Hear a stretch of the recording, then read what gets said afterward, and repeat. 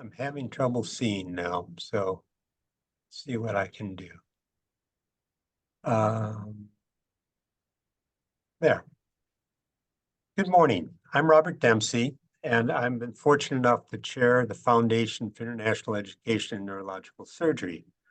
I'd like to welcome you to our virtual visiting professor program, where we will do programs with different people from neurosurgery worldwide, teaching on important topics. Today, we're doing something a little different in that I'm actually going to discuss a recent book on global neurosurgery. And to do that as a moderator for this discussion, we have Anil Nanda, who is one of the most prominent people in global neurosurgery, but also in neurosurgery globally throughout the world. Quite honored to have him here to lead the discussion and moderate it as I discuss a new book called Global Neurosurgery: Reflections on a Life Spent in the Field. Anil. Thank you, Dr. Dempsey. It's a real honor to be here. For those of you who follow these webinars, Dr. Dempsey needs no introduction. He's really an iconic person in global neurosurgery, and we've been very blessed with his efforts. As I've always said, he was very prescient about global neurosurgery. He was doing this decades before it became the fashion du jour. And he's written a very meaningful book that I really enjoyed. And I'm so grateful that he's taken the time to share this book. And it's sort of a book club in a sense that we will discuss the book. And without much further ado, Dr. Dempsey. Well, thank you very much. I'm going to share my screen. And this is the book in question, Global Neurosurgery: Reflection of a Life in the Field by Springer, from Amazon or Springer. And what I want to do is give a short presentation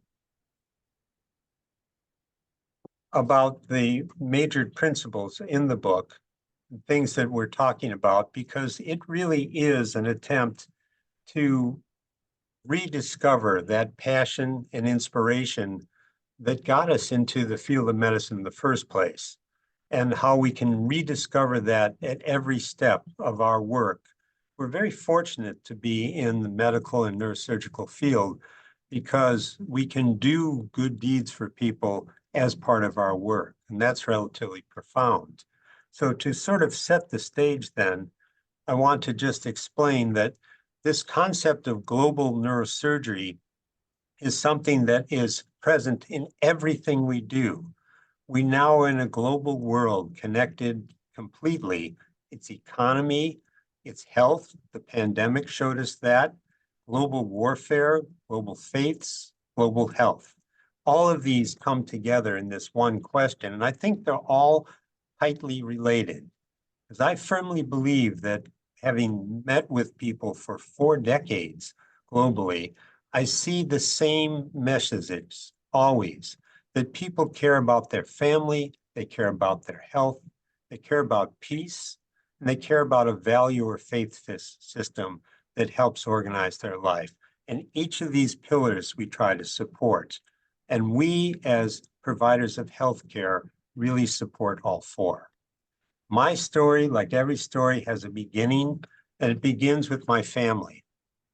I was very, very fortunate after World War II to be born in this very busy area called Chicago, where there was possibility, there was excitement, there was difficulties, there were problems, but there were good people, and that's been messaged worldwide.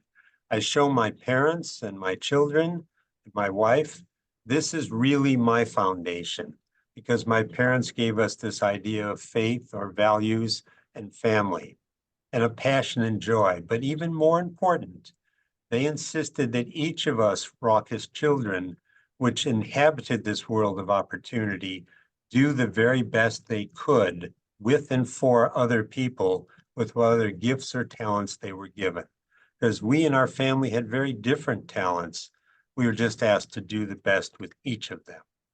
And that really was part of my life. At one point in my life as a student, I was building houses for charity in a very impoverished area in the United States.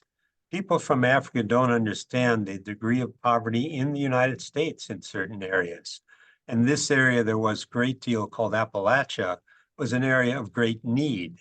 And when I went and worked there, I met people that, first of all, weren't doctors, but were tremendously inspirational.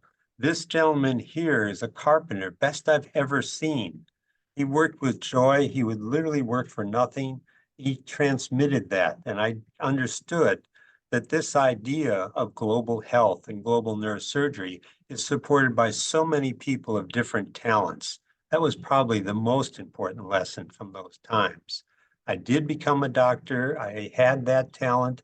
I did become a neurosurgeon, and I went to Appalachia to care for people. And I loved it because I could make an impact on people. But I would discover that the impact that I made in a fairly modern hospital paled by the impact I could make in an area of great need. And I would discover over these years that this need was worldwide, it was often rural. And as we now know, there are many, many nations without any access to neurosurgical care, but more importantly, in every nation, including the United States, there are people without access to this specialized care. And what happens? If that happens, whole systems of healthcare fall apart without neurosurgical care. You can't do trauma properly. You can't do cancer care properly. You can't do stroke care properly. You can't take care of children with congenital anomalies. You can't take care of pain. And once you understand that keystone principle of neurosurgery, you understand that you can be very impactful, even though you're a tiny field. And so I went to work. I was invited to go to different areas, and my eyes were open to worldwide needs.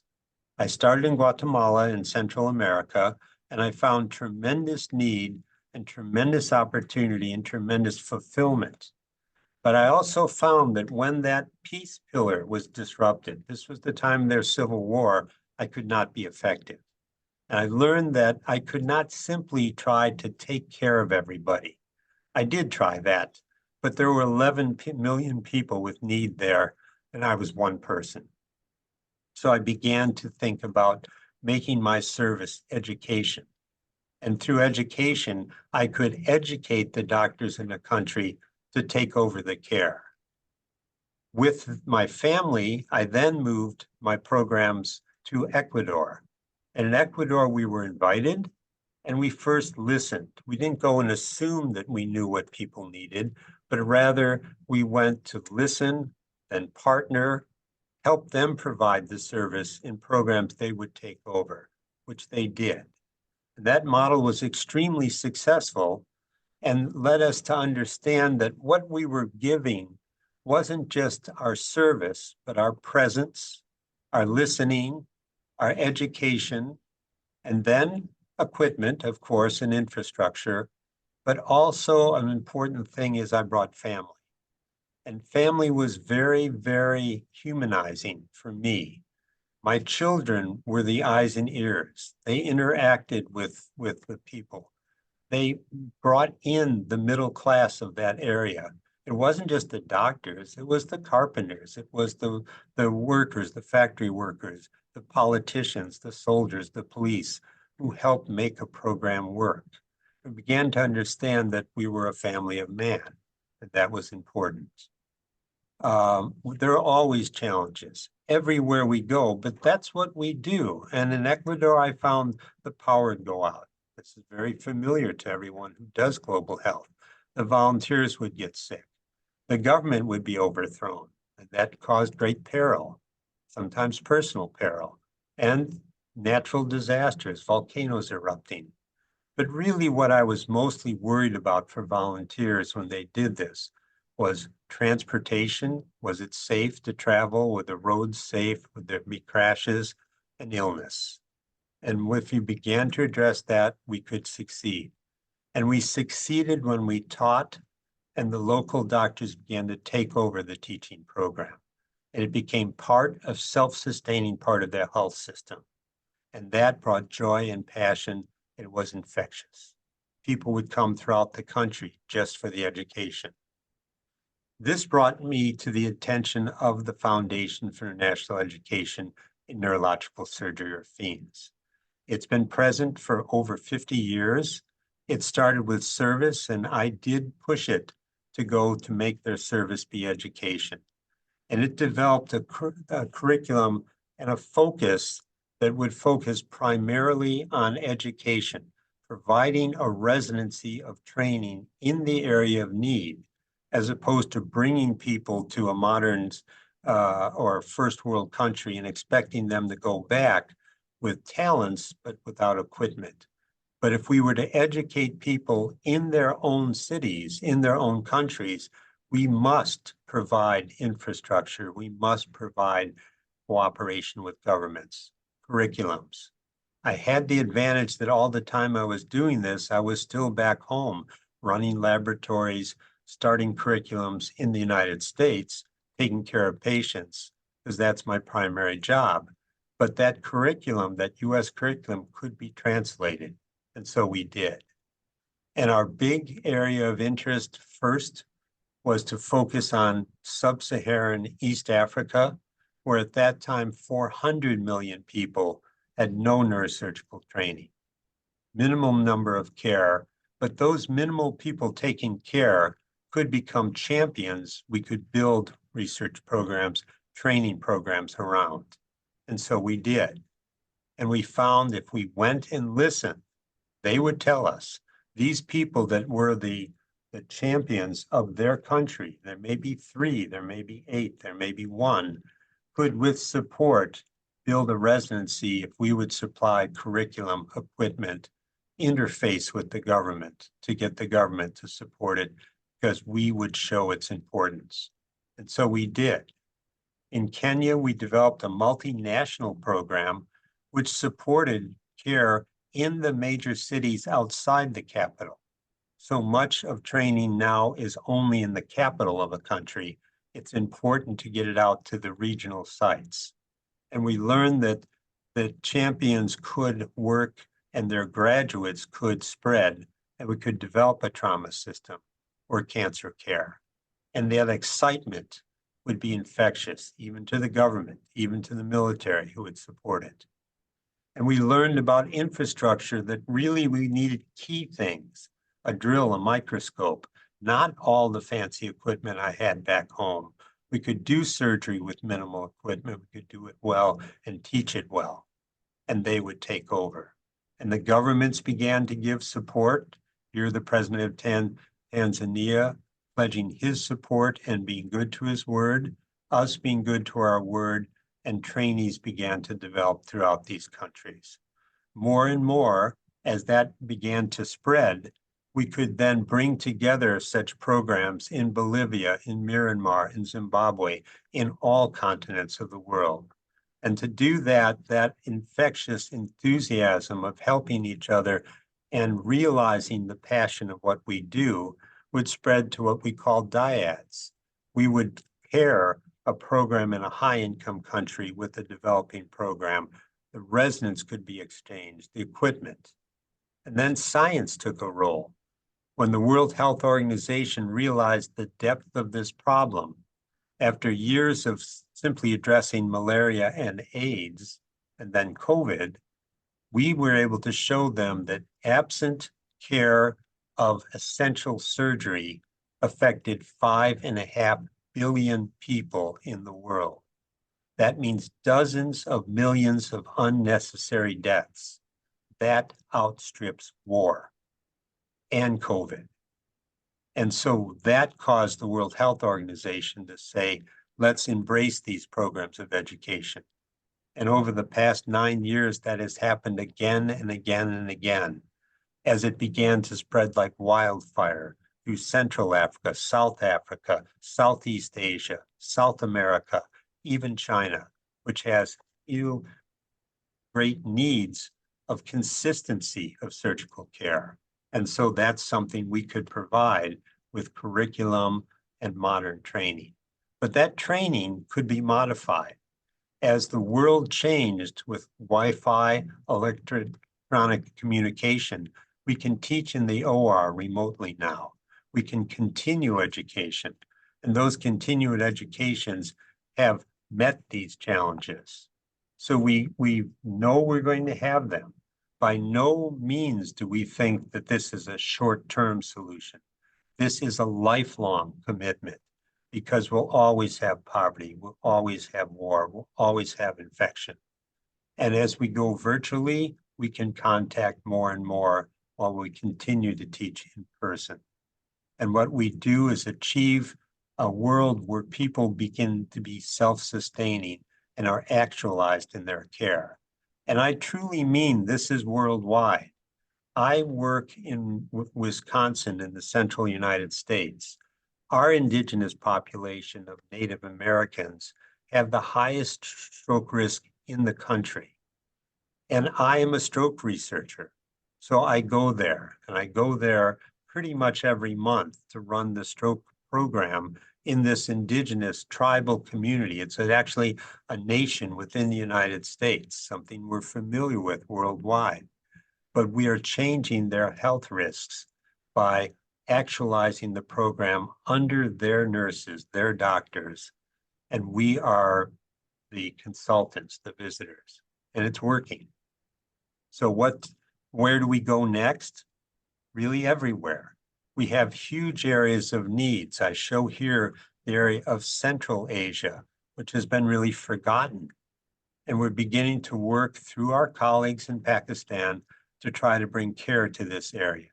We're doing the same in sub-Saharan West Africa, which still has great needs. And we are doing the same in the Americas, especially centering on training programs in Bolivia that would serve Uruguay, Paraguay, Bolivia, and Peru, areas of great need. It is a very, very optimistic future that I see. It is a time and a world that is ripe for change. A younger generation which is so technically adept that can bring care, education, and service quickly. And what I've really learned is that service with education is lasting. And that actualizes why we went into this medicine field in the first place. And that the first rule is be invited and listen.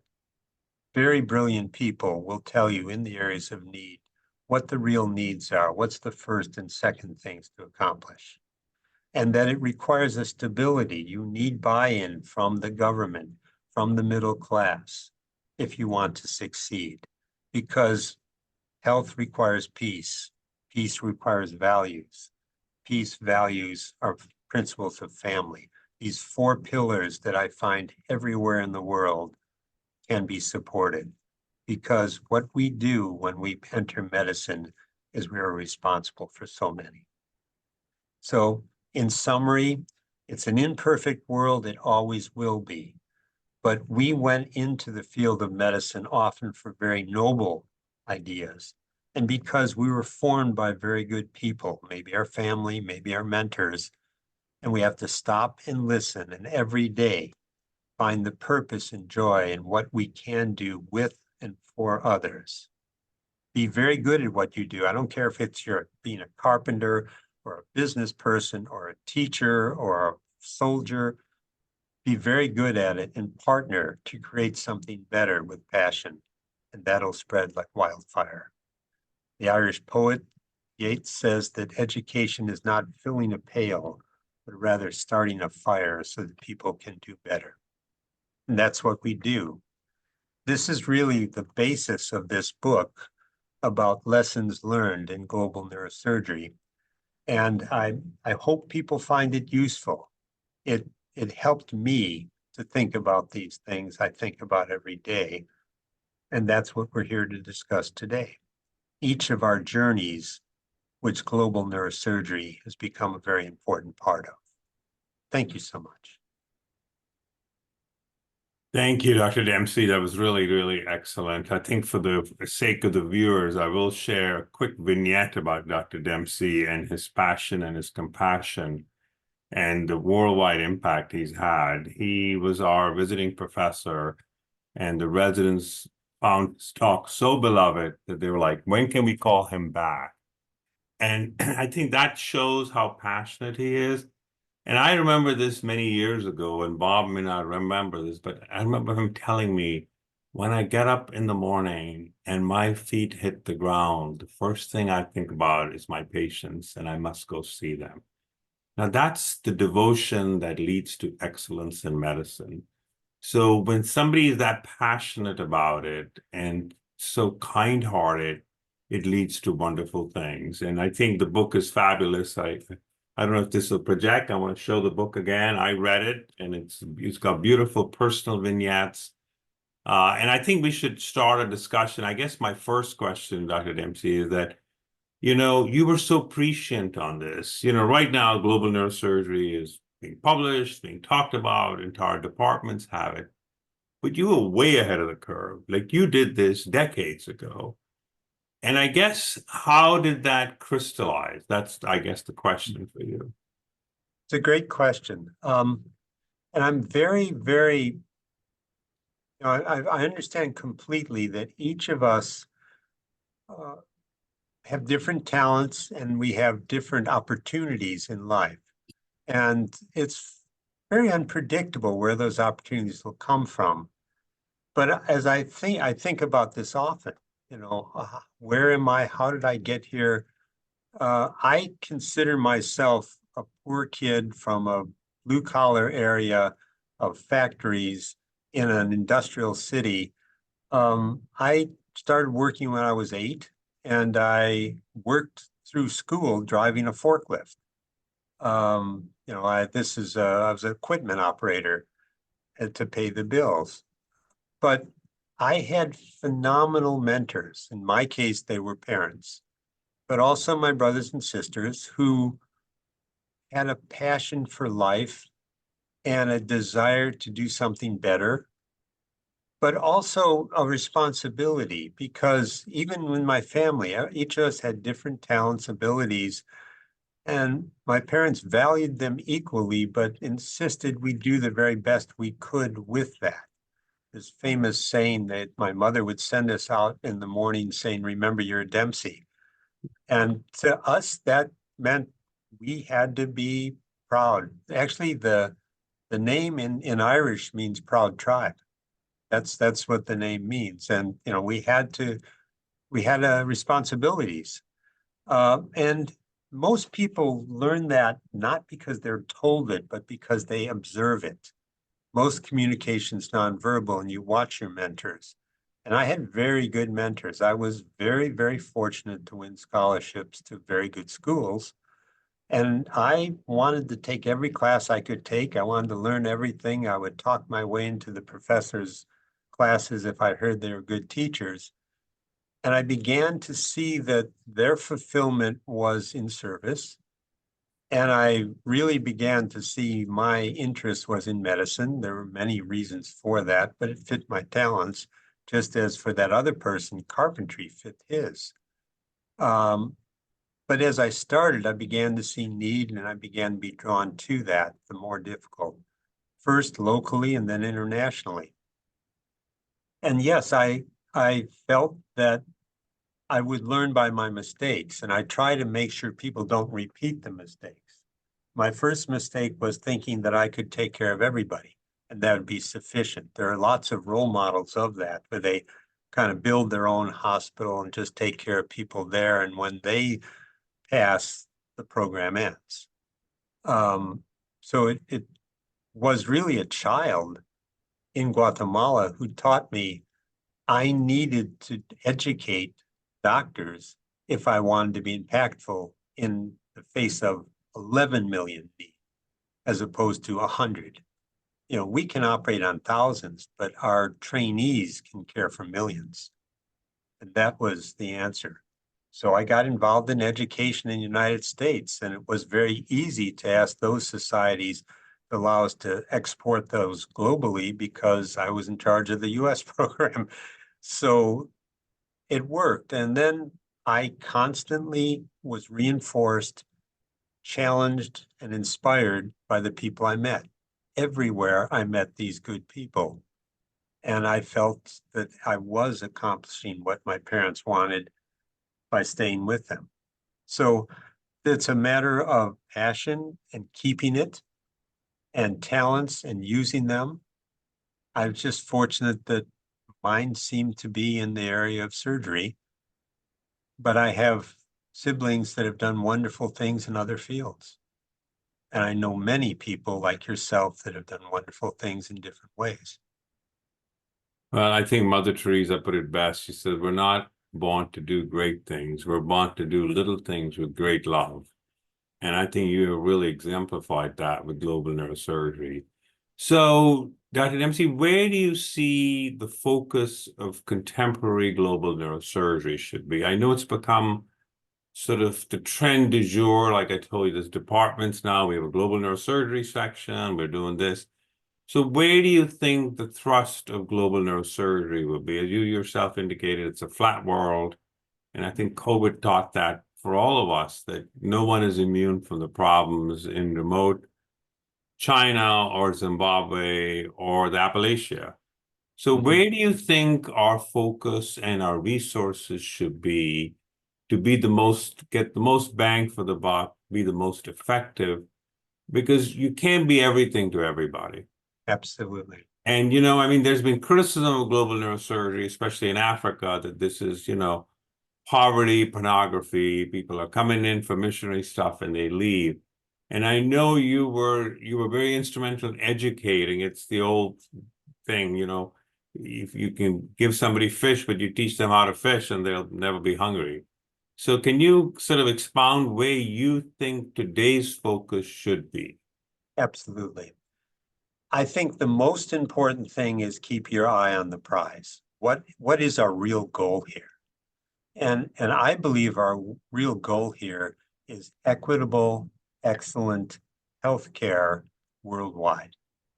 And neurosurgery, as I pointed out in my short talk, is an integral part of so much of that. My speech to so many ministers of health starts with, you can make a tremendous benefit for your people by investing a small amount in a few neurosurgeons. We can change your health system.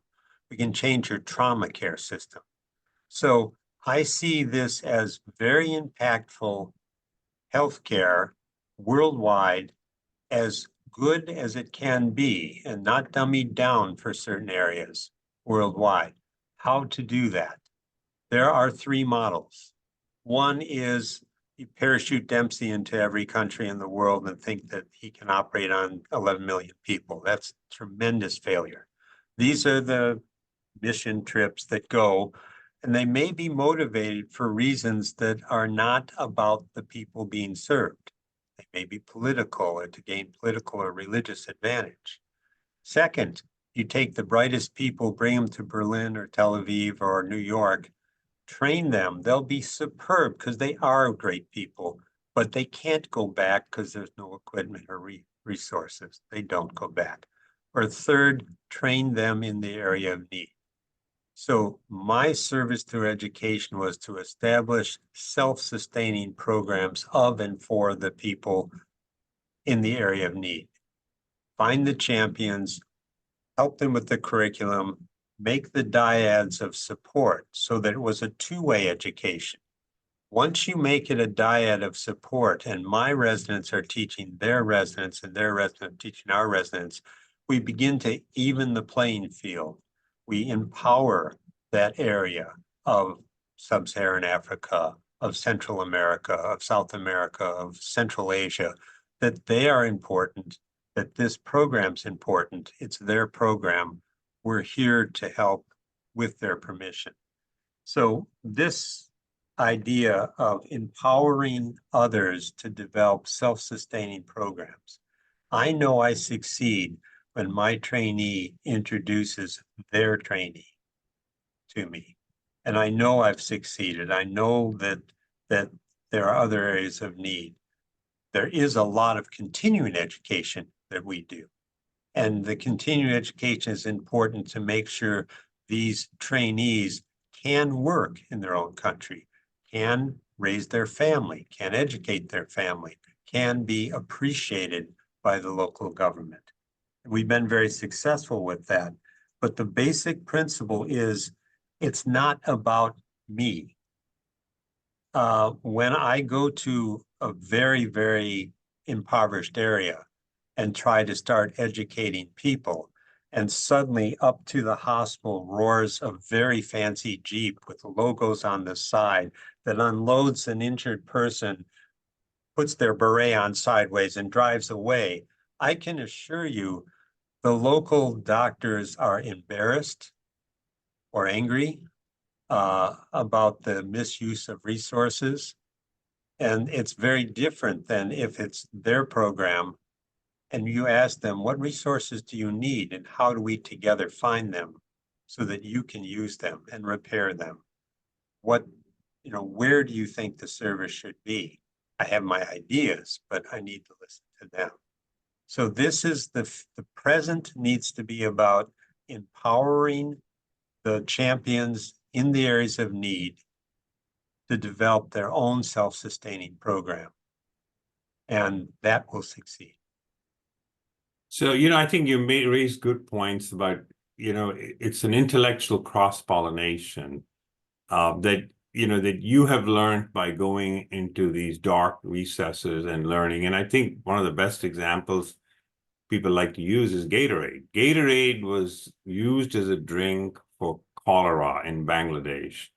They brought that back and made it a blockbuster. So it was like a win-win situation.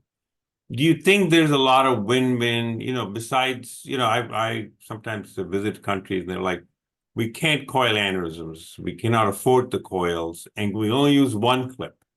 And I always tell this to the residents, here you the luxury of 5 clips, coils, whatever you want. So it sort of, makes people, and I think I'd be curious what you think about operating with lesser resources. What lessons have you learned? It's kind of an interesting way to think about it. I'm a tremendously better surgeon from the lessons that my colleagues in South America, in Africa, in Asia have taught me. My nurses here in the States say, "What, Dr. Dempsey, why do you never have to transfuse your patients for these cases that we're putting up all these blood for everybody else?" And the answer is, in Africa, I didn't have any blood to give. I better learn techniques. I better know the anatomy better. I better know the blood supply. The ability to diagnose properly. There's so much to learn from these people globally that are championing and they're brilliant. They're absolutely brilliant about care. I don't assume I know better, but I assume that with the two of us, we might together find a better solution. I also have great faith in my juniors. That resident that you hired 2 weeks ago is a genius with electronics and a genius with technology. And I've hired the bioengineers to improve the coiling mechanisms and equipment to where they will be affordable. And I'm talking within 5 years. I fully intend for us to be coiling aneurysms in the developing world because it can be cheaper. The increased cost right now is that increased cost of starting an industry. That will be absorbed in the high income countries, and the beneficiary needs to be the low income countries. Just so many things, and all the Wi-Fi and all the electronics, which have so changed education. I used to carry textbooks. Now I carry passwords, here, this is because they all are wired. And I can teach them, I can enter their OR. And this is supposedly an impoverished area. I have great faith in our youth to teach me how we can modernize the world. So I refuse to say that we can never use endovascular, endoscopic. Endoscopic is now worldwide. We'll do the same with endovascular, and we'll do it soon. So We have a bunch of that. questions, Bob, from across the globe here. And I thought at least some of the questions you addressed. Jody Grau asked this question: how has your global surgery improved your own surgical practice with patients in Wisconsin? I think you answered that. This is Augusta Alberto from Mozambique. And he says, I'm from Mozambique, working in a central region. There are a lot of cases, but I am working alone. There's a lack of human resource like neurosurgeon, nurse with training, infrastructure. How can you help us improve neurosurgical treatment in Mozambique? Yeah, that's the question. Yeah. That's very, very important. What we're really getting at, and I didn't spend much time on it in my presentation, is a big goal of FEANS is the continuing education and support of the single surgeon. We're looking at a system which will support and partners that will be trained. And during that period, I believe that FEANS, through their volunteers, needs to be able to supply and get people there to help. To go, to listen, to partner, perhaps to teach one surgical procedure. It will only succeed if the entire environment, the hospital, the nurses, the nurse practitioners see that neurosurgeon as being an invaluable part. So one of the things that my dear friend Moody Qureshi taught us in sub-Saharan Africa is that he would invite me and 10 of his best friends to come and do a continuing education course, not in the capital, but in the city where the single neurosurgeon was working. And we would invite the governor, the mayor, the bishop, the imam, whoever was important, and say, this person's important. We're here to support them. We want you to do the same. And it's very successful. And those people are still going. And in some of those regions, there's even an early form of healthcare insurance, which allows that trainee to be paid enough to send his children to good schools. And that will mean they're going to be there. They're going to stay. But it has to be partnering with the society, partnering with the middle class to say this person's important. How do we support them? And a big way that I think FEANS can help is by being present, physically present, and saying, this was one of our trainees. We scholarshiped them to be trained in Nairobi. And now in Niru, Mombasa, Mozambique, they are remaining important. We will be there. We want you to do the same. That's the only way I know to succeed. So I'll volunteer Augusta, Alberta for Mozambique. Dr. Dempsey and I will visit you in central Mozambique. We're happy to do that. There's a question from Crystal Natalie from Monjo, and she said, it is that you've acquired a lot of wisdom and diligence by observing our local difficulties. Thanks for the work you've done. Dear sir, what would be your keen advice to the young generation of neurosurgeons in these countries? Oh, what a great question. The most important thing is be very proud of what you're doing. The young neurosurgeons in these countries are my heroes. They, it's, they're very difficult. Some of them are single mothers. Some of them are, overcoming odds I didn't have to overcome. Some of them are under threat. Persevere. This is a long, slow process with a future which is very, very bright because of people like you. So persevere, but partner. Make sure you attend the local meetings or things that FEANS or other organizations, so you get to see your peers and you are empowered and enlightened. Do get to know the people who control the local purse strings. That may be hospital, that may be government, that may be all of the above. You are a very influential person because you provide a care no one else can. And understand that that can change their health system, their trauma system. Ask for their help because you will improve their situation. It's, I think the most important thing is to also understand we're very proud of you. Our next question, we have two more. One is a quick question. Almas Katak has asked us, wonderful Professor Dempsey, is the book available in Kindle? I don't know. I believe it is. I know it is extensively available in an electronic version, and even individual chapters can be purchased if you so wish electronically. So whereas I don't know about the Kindle platform versus other platforms, the answer is electronic, absolutely yes, through Springer. So this is a question from Iruzi Olivier. Thank you very much for the experience shared. My question is simple. How do you project fiends 100 years from now? Do you think the trained neurosurgeon will be able to carry on your great idea? Thank you. Much love from Burundi. Well, thank you. I haven't been thinking 100 years ahead. I was sort of thinking 10 years ahead myself. 10 years ahead, we will still have difficulties. We will still have war. We will still have pandemics. We will still have countries ruled by evil men.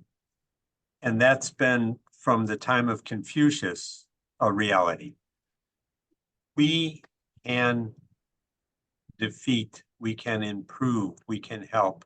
And I'm phenomenally influenced by the power of good people who persevere and continue.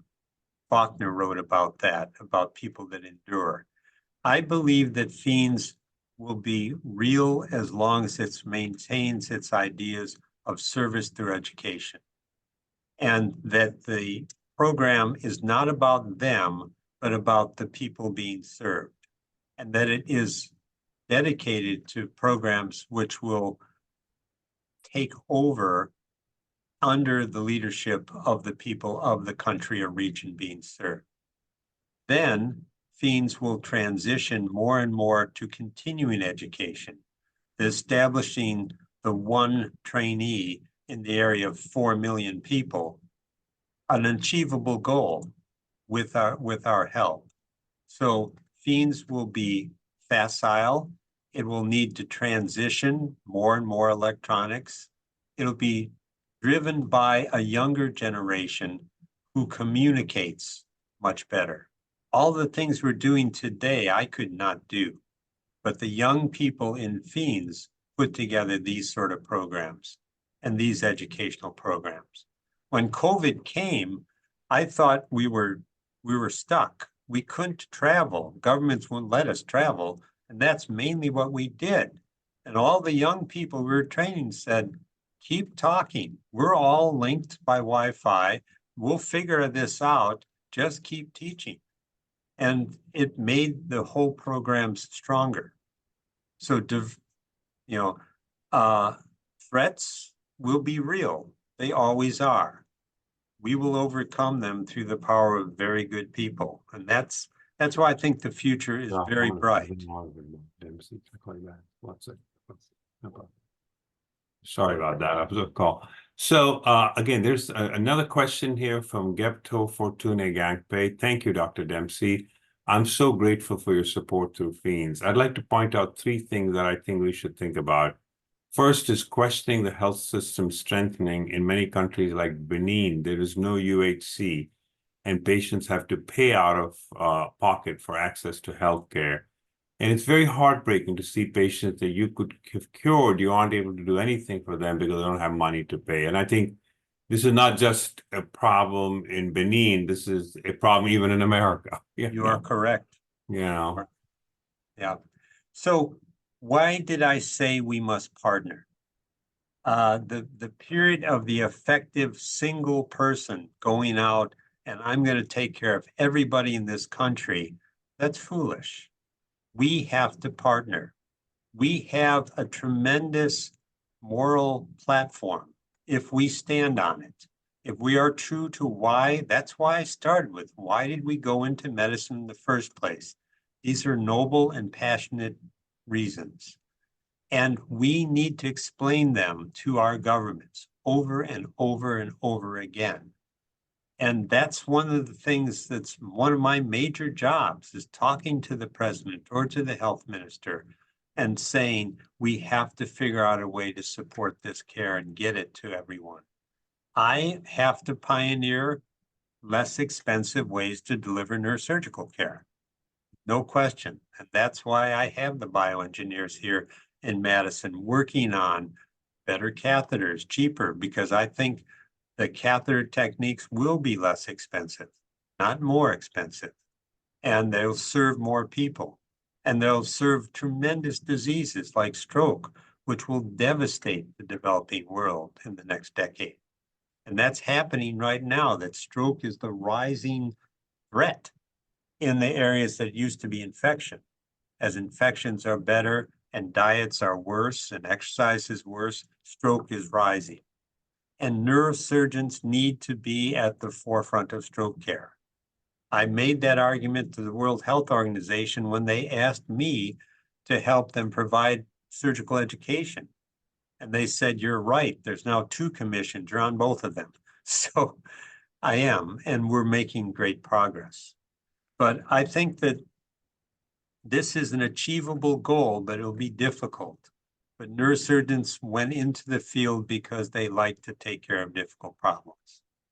So we have to convince our partners in government that funding essential care, life-saving care, is a moral obligation.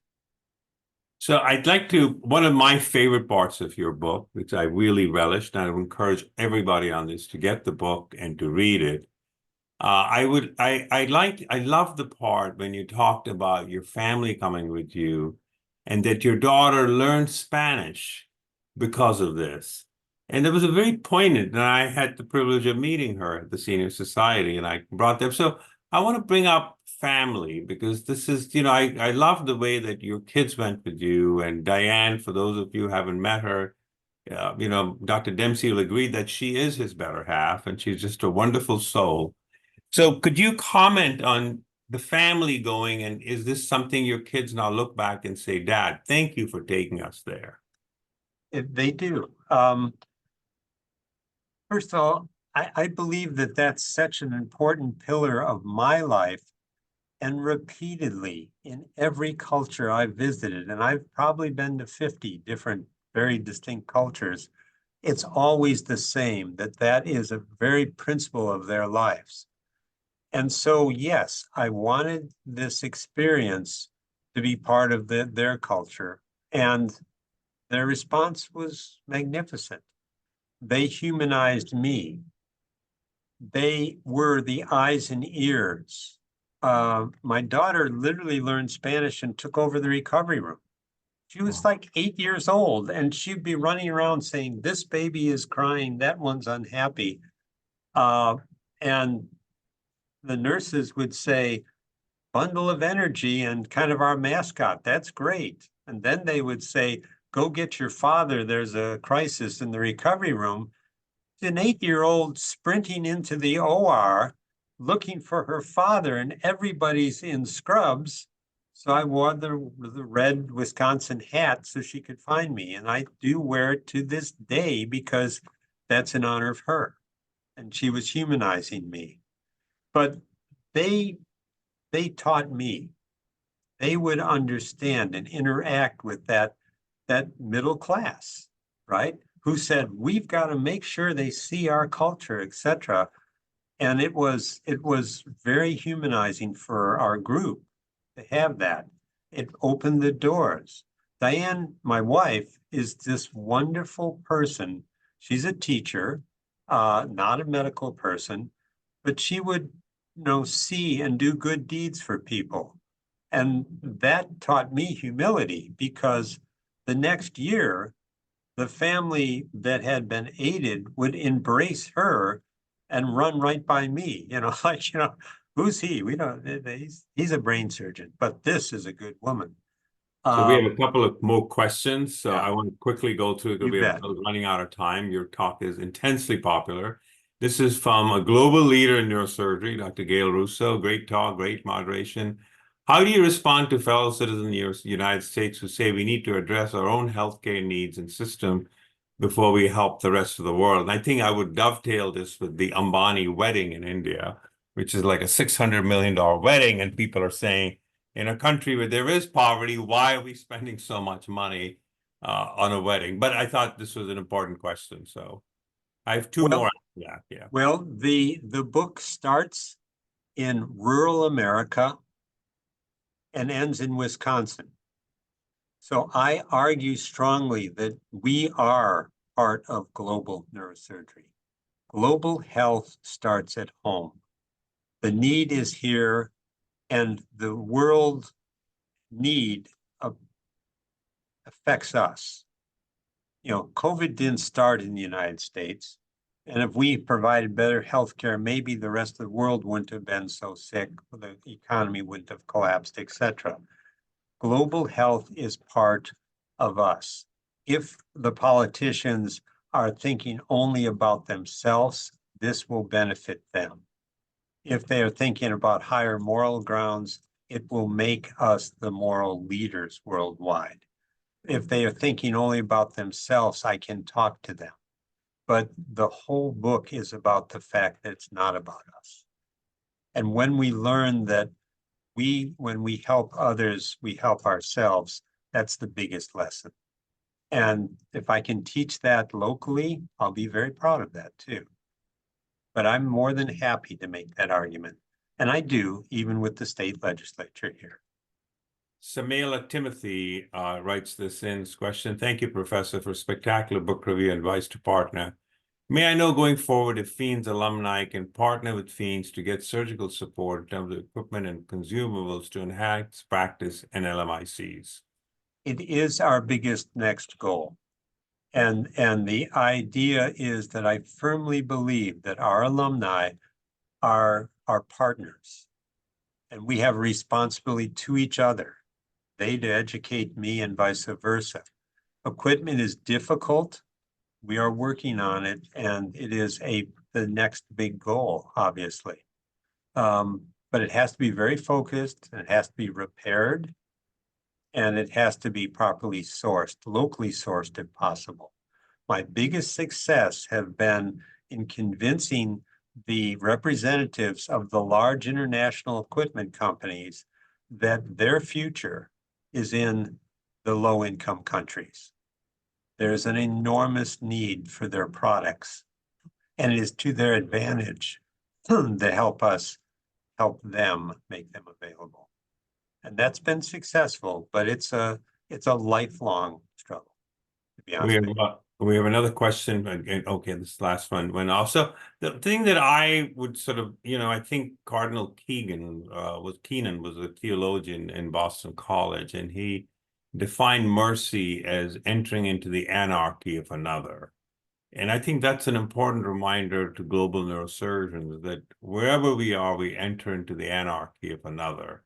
And I'd be questioning to you, how do you feel? Can we really develop compassion? I was on night call, a couple of months back, and a nurse very poignantly commented to me, says, our health system does not reward compassion. It's an RVRVU, or as many of the questions have come about. How do you develop? I mean, you obviously have so much compassion that it's inspired you to do these amazing humanitarian acts. How would you tell younger neurosurgeons, and I know we're going to run out of time, how would you not to be cynical and not to be monetarily fixated, but go back to what excited us? It was service. Yeah, it is so important. And you start with that. I believe that the vast majority of physicians entered the field with the greatest of intentions. And a big part of my job is reminding them of that. And that's in most all of us, 98% of us. And it's a wonderful thing, and it empowers them to have a fulfilling life. That's one of their big goals, isn't it? And I think it's very apparent that material goods are not lasting. But personal relationships, family, faith, health, peace are.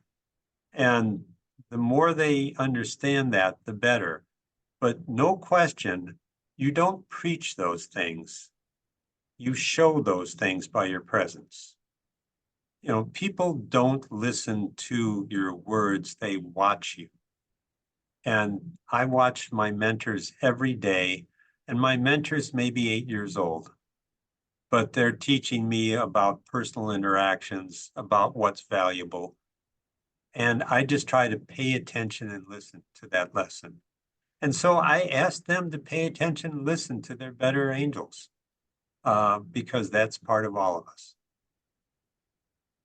Well, I think we're running out of time. There's one last question, if you can squeeze this in. Another one from Gepco Fortuna Gankey says that I'm working in a public hospital. You have to wait for everything, and sometimes to buy equipment yourself to provide high quality neurosurgical care. I guess it's more of a comment, but I think you've addressed this, but maybe you want to add something in the last few minutes. Yeah. I asked my students that here in the States. I asked them, what's the cost of an MRI scan? And literally, an MRI scan's true cost, the cost they get from it here, is more than my first house. Okay. And then I said, okay, I got another scan, which was everything I needed to save the baby's life, but it was in Ambato, Ecuador. And that cost me $25. Now, I admit I was putting some enormous pressure on the gentleman who owned the scanner, because I had the middle class behind me. And we decided we were going to save this baby's life, but both systems are broken. And we need to be the moral force that tries to reform our own systems worldwide. That's the way it's going to happen. We have to be involved and partnering with people that'll help us with that. I would also like to welcome all the Fiends alumni that are on the webinar. Dr. Gampy apparently just returned from his Bassett Fellowship at Brigham and Women's Children. It gives a real honor, and I would really urge everyone to read the book. It's a great read, very humanistic, and I'm reminded of a megachurch Baptist preacher who once told me, and I'm Hindu, told me that life comes down to faith, family, and friends. And I think Dr. Dempsey has led an exemplary life in that fashion, inspired so many of us. And thank you again for the gift of this book, the gift of your time, and the gift of your service. In the scriptures, they say somebody is like a karma yogi, and it means, the Benedictines say, to labor and not to seek reward. And you clearly have done that and enriched all of us. So any last comments from Dr. Dempsey, and then we'll probably wrap up. Yeah. I am simply going to say thank you. Thank you, Anil. Thank you, Jeannie. Thank you, Fiends. But mostly thank you, not just to the Fiends alumni, but to their patients who inspire us every day. I will point out that the book will be soft cover this fall, which will be cheaper, and the online versions are cheaper yet. So that's one thing. But thanks very much for this opportunity. I'm really honored to share the screen with someone like Anil. It's a pleasure. Thanks, So Bob. much. Thank you, Jeannie. Appreciate it. We finished on time. Good. That's very well done. Thank you. Very good. Very good. Thank you. Bye. Thank you all for attending. Bye.